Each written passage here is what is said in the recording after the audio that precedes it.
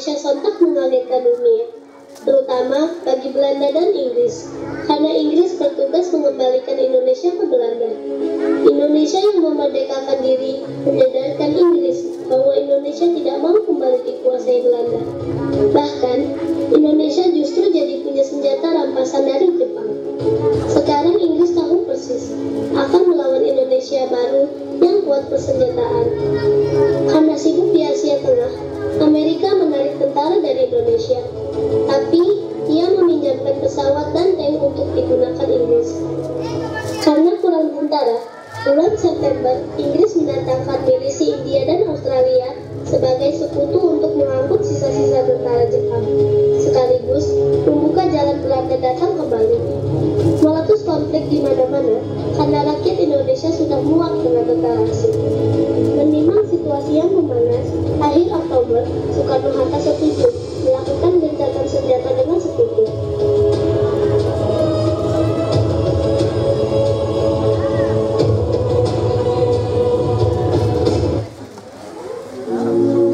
Pada 30 Oktober 1945 malam, Komandan Inggris untuk Jawa Timur, Brigjen Malabi, tewas terbakar dalam mobilnya di Surabaya. Menurut saksi mata, terjadi kontak senjata antara rakyat Indonesia dengan tentara Inggris, dan mobil Malabi terbakar akibat ledakan granat. Tapi, tiada seorang pun dari saksi yang sanggup menjelaskan siapa yang menembak duluan atau granat siapa yang meledakkan mobil itu. Namun, Inggris tidak merasa perlu menunggu segalanya terungkap jelas. Inggris segera mengutus Mayor Jenderal S.C. Marcel untuk menguasai Surabaya, dan Marcel pun mengancam rakyat Surabaya.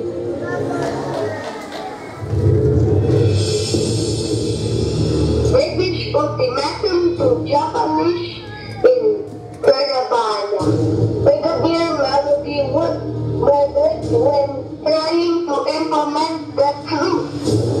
Its crime against the civilization cannot go unpunished. Therefore, the following orders are obeyed by 0600 hours of 6 November at the latest, or I shall import them with all the seas, land, and forces at my disposal. And those in the nation who have failed to obey my orders will be solely responsible for the bloodshed.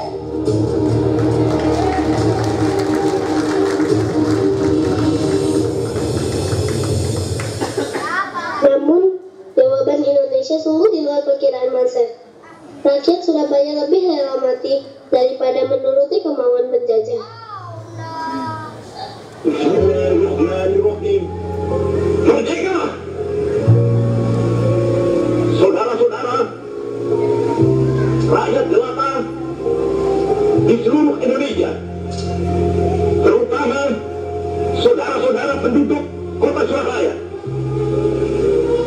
kita semuanya telah mengetahui bahwa hari ini tentara Inggris telah menyebarkan pamflet-pamflet yang memberikan suatu ancaman kepada kita semua. Kita diwajibkan untuk dalam waktu yang mereka tentukan menyerahkan senjata-senjata yang telah kita rebut dari tangannya tentara Jepang. Mereka telah minta supaya kita datang pada mereka itu dengan mengangkat tangan. Mereka telah minta supaya kita semua datang pada mereka itu dengan membawa bendera putih, tanda bahwa kita menyerah kepada mereka. Telah menunjukkan satu kekuatan sehingga mereka itu terjepit di mana-mana. Hanya karena taktik yang licik daripada mereka itu, saudara-saudara, dengan mendatangkan presiden dan pemimpin-pemimpin lainnya ke Surabaya ini, maka kita tunduk untuk memberikan pertempuran. Tetapi pada masa itu mereka telah memperkuat diri, dan setelah kuat, sekarang inilah keadaannya.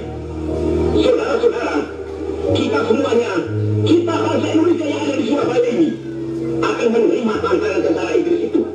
Dan kalau pimpinan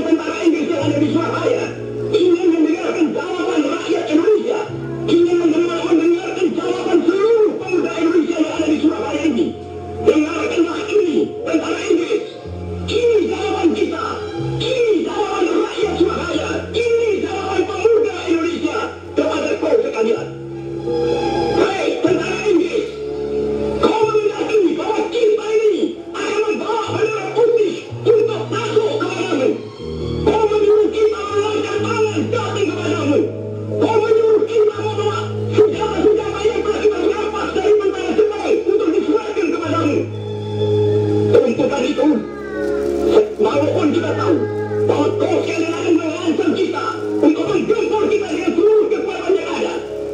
Tetapi inilah jawaban kita. Selama banteng Indonesia masih mempunyai darah merah yang dapat memiliki tarik air putih, merah dan putih, maka selama itu tidak akan kita mau menyerah kepada siapapun juga. Saudara-saudara rakyat Surabaya, siaplah keadaan genting. Tetapi saya peringatkan sekali lagi, jangan mulai menembak. Baru kalau kita ditembak, maka kita akan ganti menyerang mereka itu. Kita tunjukkan bahwa kita ini adalah benar-benar orang yang ingin merdeka. Dan untuk kita, saudara-saudara, lebih baik kita hancur semua daripada tidak merdeka.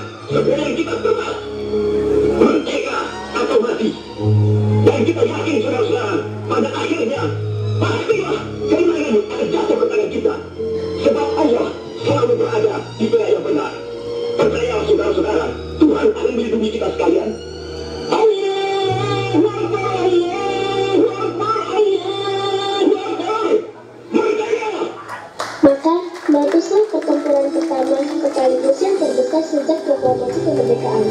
Pertempuran 3 hari di Surabaya yang kemudian diabadikan sebagai Hari Pahlawan.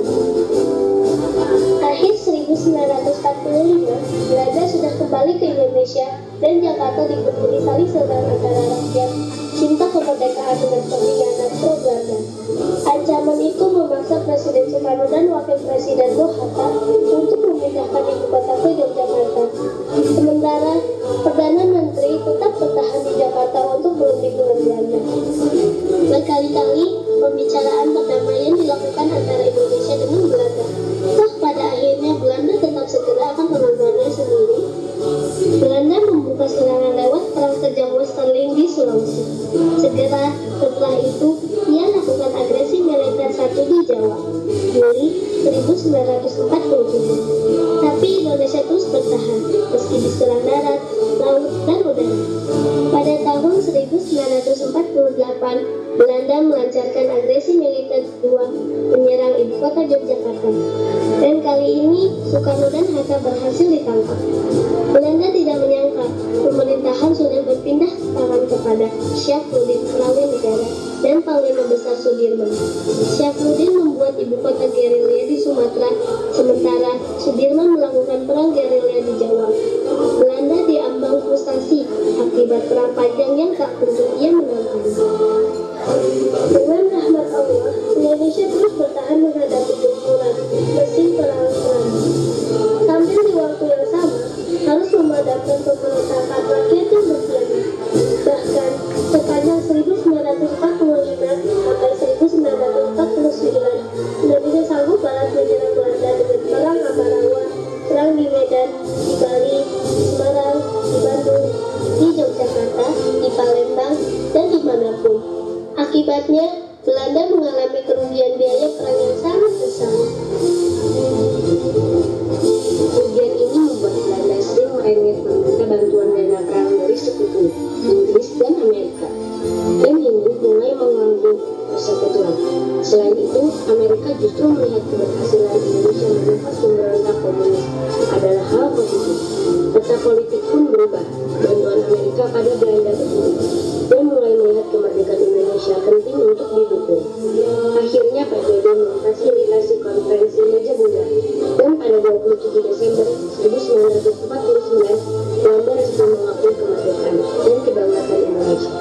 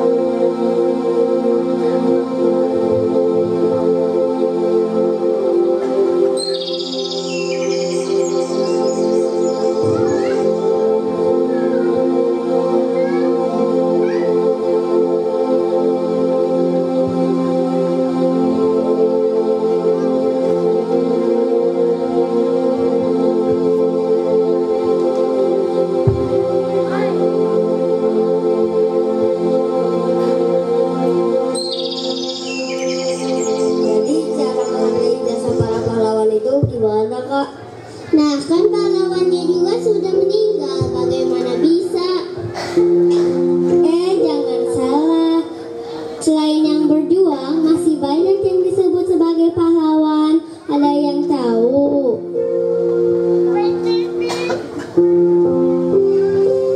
Pahlawan itu yang paling dekat dengan kita, yaitu kedua orang tua kita semua. Ada yang tahu kenapa kedua orang tua kita disebut sebagai pahlawan? Mereka sudah merawat kita dari kecil dan tidak mengharapkan imbalan atau gaji. Mereka ikhlas.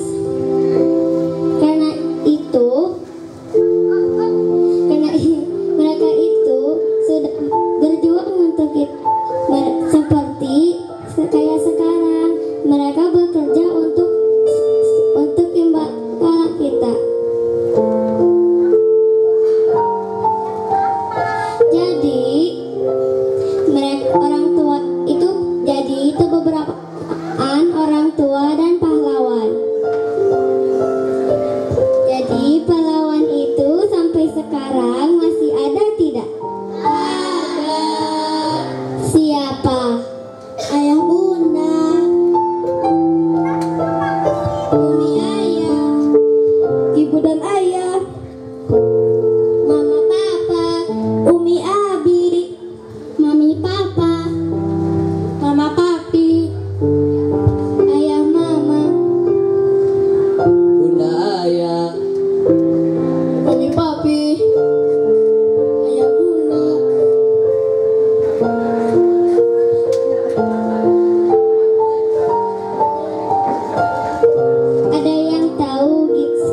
Ada yang tahu gimana cara menghargai jasa pahlawan?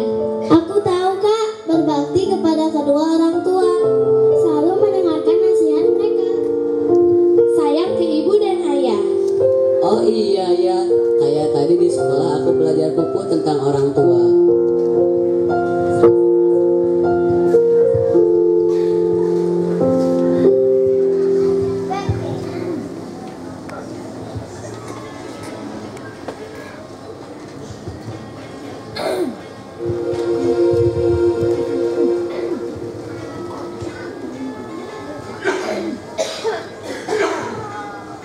Aduh Gusti anu maha suci,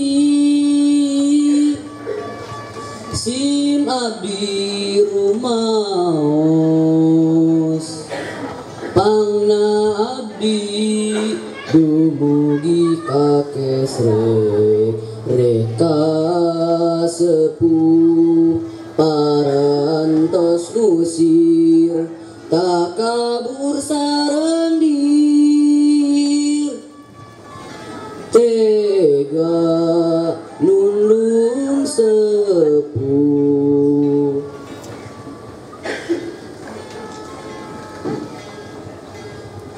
Aduh Gusti anu maha suci, sim abdi rumaos, pangna abdi dumugi kakesre reka sepuh parantos ngusir tak kabur sarendir, tega nundung sepuh.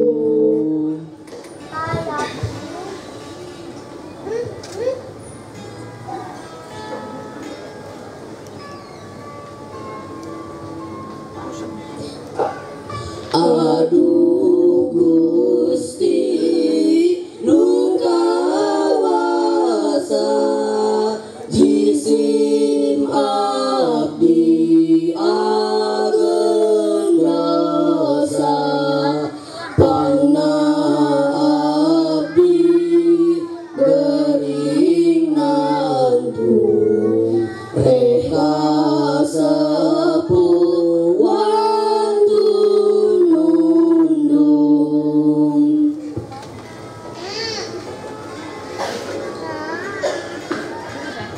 gaduh maksud rek babalik pikeun mung anu didongdon leleh lapur teka pendak bae sepuh ngiles henteu kasungsi leungi tanpa lebih abdi batin bingung.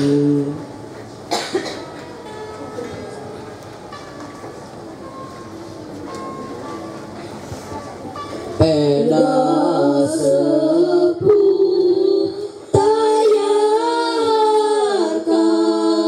kokoro sareng masakan kusim abdi tadi aku ditoker sarta disatru peda sepuh tayarkan kokoro sareng masakan kusim abdi tadi aku ditoker sarta disatru.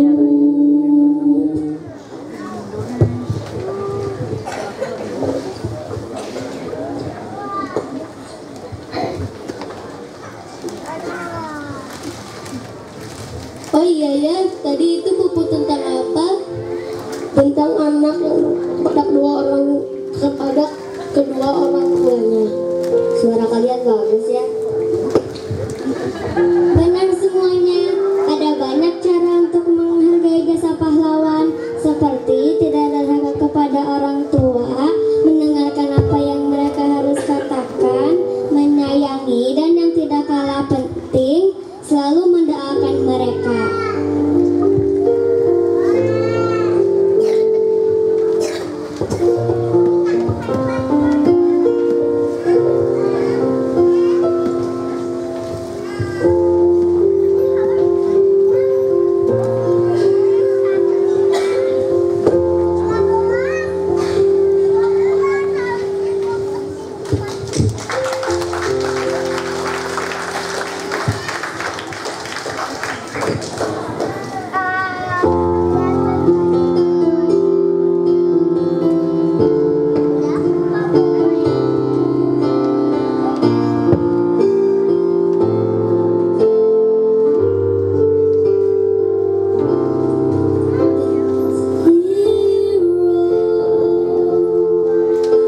You look inside your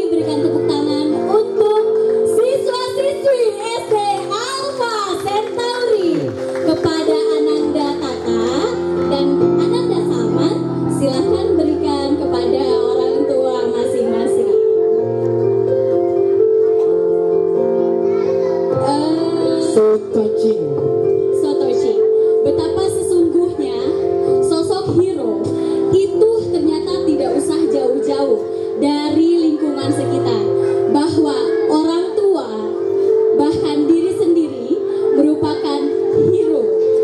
Kita sendiri bisa menjadi pahlawan untuk orang tua kita sendiri. Begitupun sebaliknya, orang tua kita adalah pahlawan sejati untuk diri kita sendiri.